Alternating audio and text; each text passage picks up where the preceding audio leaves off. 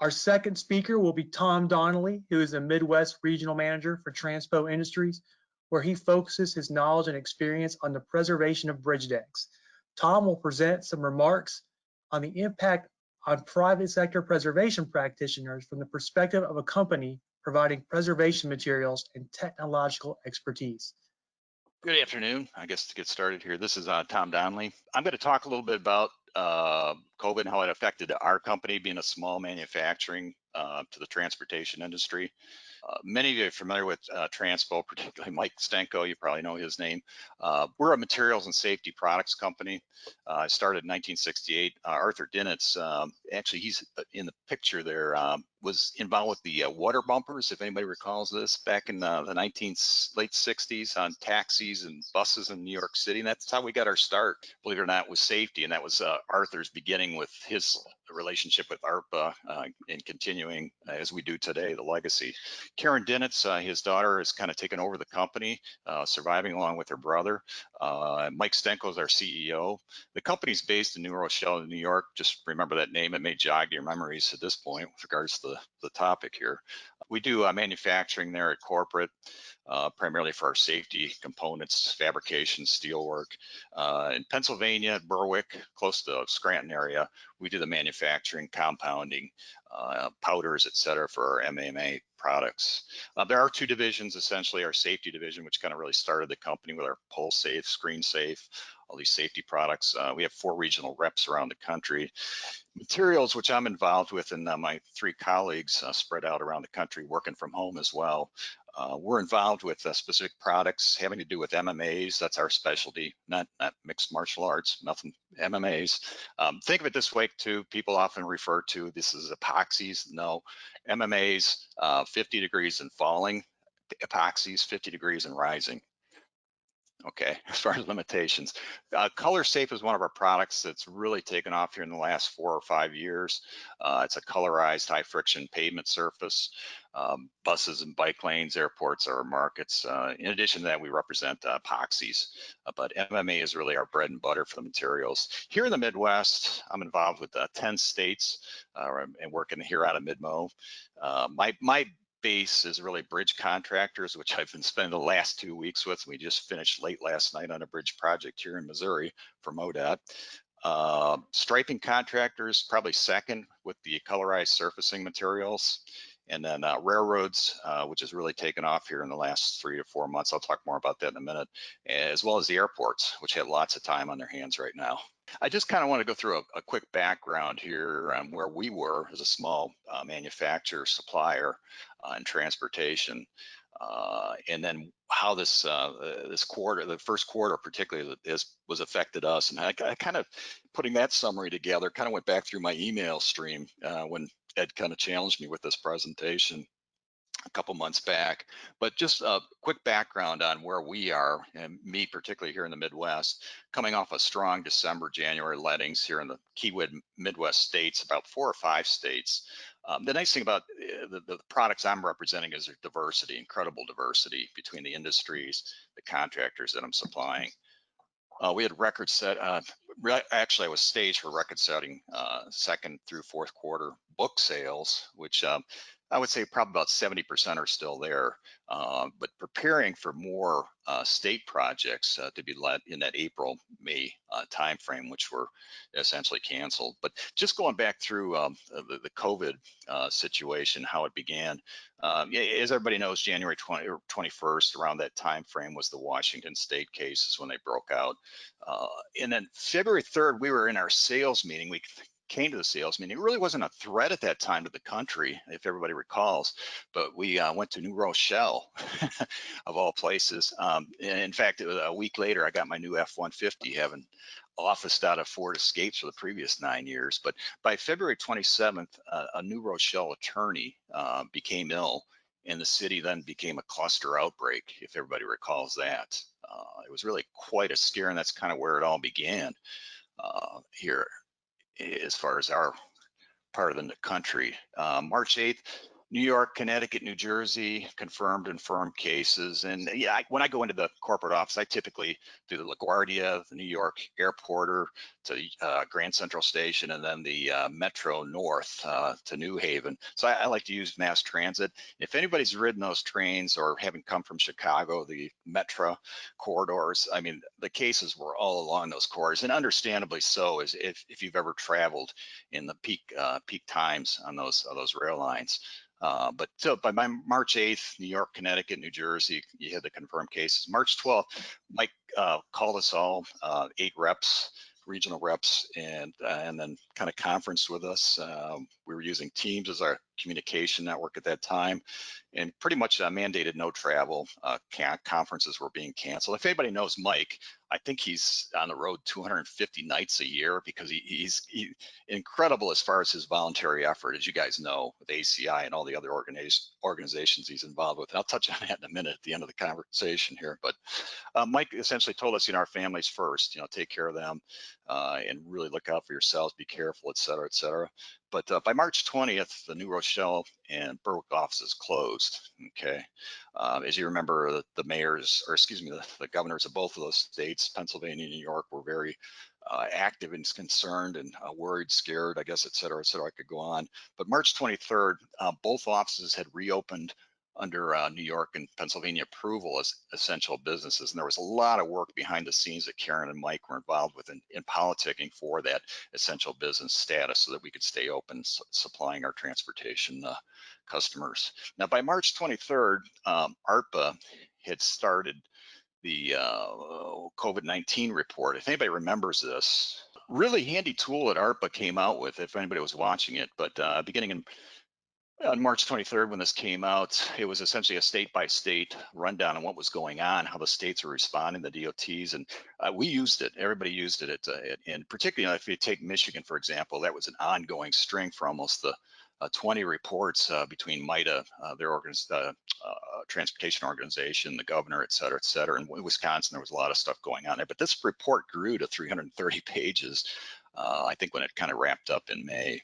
But looking back at our company, just in summary, moving on to the second and third quarters, April and May, the county work really continued as far as bids, but the state work had dropped off. A lot of planning and design was tabled as far as the state work, but the counties were very steady using the state bid system for their work. As far as some of my personal work, the bike and bus lane work in Chicago and some of the other cities here, Wisconsin and Iowa, that continued. They were continuing to do that type of work. The railroads really took off, particularly the local gangs, rather than going out using service companies, were doing track repairs and using that opportunity as the rail traffic was down at that time. The airports, I mean, that was ironic. The facility managers were actually returning calls, which was unusual. They had lots of time on their hands, so there are a lot of opportunities there as well. The communication tools we were using at that time, Zoom, Teams, WebEx, and I would say probably out of those two, Zoom and Teams, those were probably the most practical. June was really the first time I began to travel, more so to projects. Part of my responsibility is sales as well as job site support. So I sell it, I got to babysit it. We have technical products, as many of you know, so it does require that touch in order for it to be a success. And July, we had, even though coming off June, the sales were still strong. July, things kind of slowed down a bit, and weather had a lot to do with that as far as project implementation and whatnot. And by August and September, the sales started to take off again. My first travel, that was kind of bizarre, weird feeling. It was in June. I was kind of doing Heisman on quite a few of these projects. I'd never had that much power before, but by June, I traveled to this job that had been put off for quite a while in Nashville to begin their bike lane. One thing I noticed right away, I was just very, very insecure driving there as far as gas stations and everything else, having been homebound for almost 2 months. I mean, as far as fuel, food, and coffee, that was an interesting, get it to work here. There we go. Bear with me here.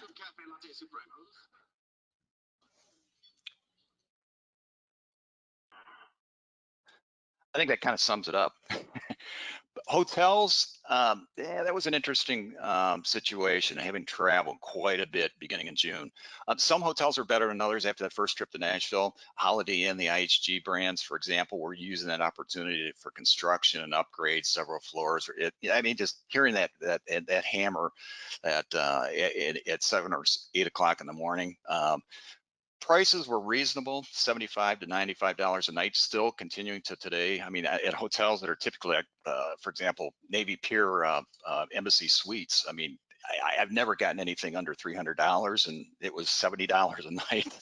Um, the one thing, I had a friend of mine, a previous colleague, coworker at Koch Industries, Koch Asphalt, it really turned me on at that time. I mean, with all the uncertainty that was going on there in June, to using isopropyl alcohol, primarily the door handles, switches, counters, et cetera, et cetera. So I kind of got into that habit. But here are the tools of the trade there for those first couple months, and to some degree, even this past week, still continuing that practice. The mask, I mean, you leave that room. The gloves made it easy for touching surfaces, et cetera, et cetera. And I'm not a Niles Crane, but anyways, those first couple projects too, more so bridge projects, the projects were continuing. And that was one of the biggest concerns. I brought up MITA earlier, was concern for their workers, which they did a great job in voicing that concern to the governor and whatnot there in Michigan. It was a lot of focus for quite a while.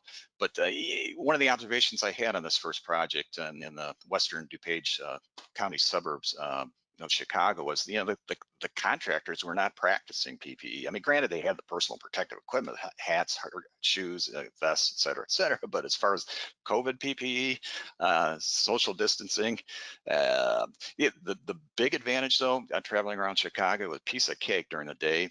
Even at night, these nighttime projects where the traffic was under 50%. And one thing I did notice, particularly with Chicago, driving around Chicago, is that the restaurants we're practicing social distancing, and we're really practicing personal protective equipment as far as wearing masks, et cetera, et cetera. If anybody's ever eaten at Portillo's, I mean, they took it to the next level as far as getting your order out, getting you in line without having to go in the restaurant. So yeah, I would say that Chicago really did a great job through this situation. The rail projects, I would point to particularly the rail companies working with Union Pacific and Canadian National and their subsidiaries. I kind of always look to them as far as safety too, from the beginning, as far as the true PPE. But with regards to the COVID, they really took that serious during that time with their repairs, track repairs, and everything else that they were doing with their workers and practicing. And granted, their safety people and implementing those and enforcing it during the process. So really have to compliment the rail lines that I worked with during that period of time and continue to work with. One state example I want to conclude with here and how it affected us was a state that essentially operates with a balanced budget. And before they even go forward the next year, they balance their budget before putting together that transportation budget, et cetera. But in March, going over the state real quickly, they tabled projects. All of their planning and design was put on hold. There was quite a bit of work that was going to be coming out in that April-May timeframe for LET. And those projects were tabled, put on hold. However, they, like most of the other states here in the Midwest, took advantage of continuing with their active bridge preservation projects with their state bridge crews and keeping them busy.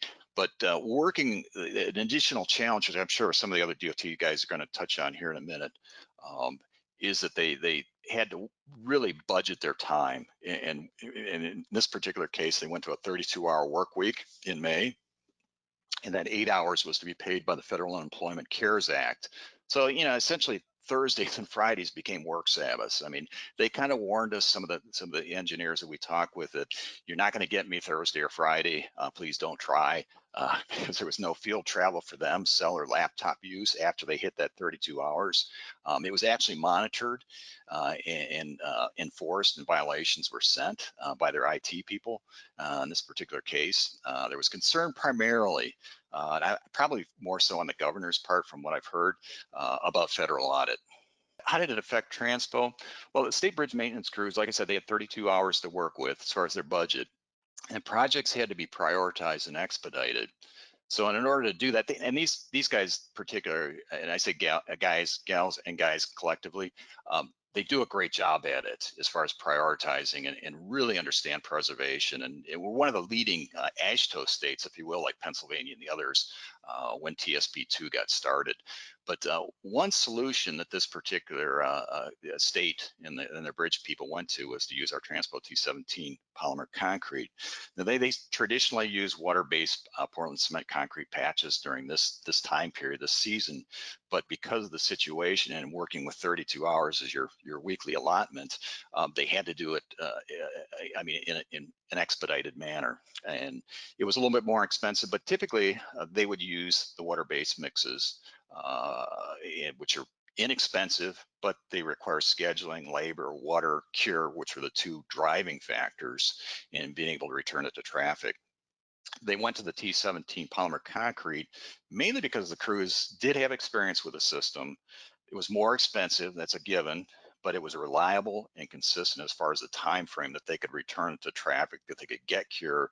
They didn't have to worry about the moisture getting out of the mix if they were going to be, say, repairing an epoxy overlay deck where they could put the epoxy back on it within a couple hours. So in the fact that they could mix it on site, less labor, faster cure, and return to service were kind of the driving factors why. So that was one example that how it affected it. There were no cases, just in quick conclusion here in summary, but we had no COVID cases at Transpo. We're practicing safe distancing and personal protective equipment at corporate, that is, and us in the field of all the regional reps. No handshakes, it's fist bumping today. This past week has been a real challenge on these projects.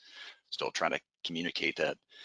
Communication tools, again, Microsoft Teams and Zoom were kind of the two that we used. And by the way, call Mike if you've got time. He's going stir crazy. He's used to being on the road this time of the year, and he'd love to talk to you. Thanks so much for your time today. Appreciate it. Stay safe. The preceding was produced by the National Center for Pavement Preservation. More information can be found on the web at pavementpreservation.org. Additional support provided by Michigan State University.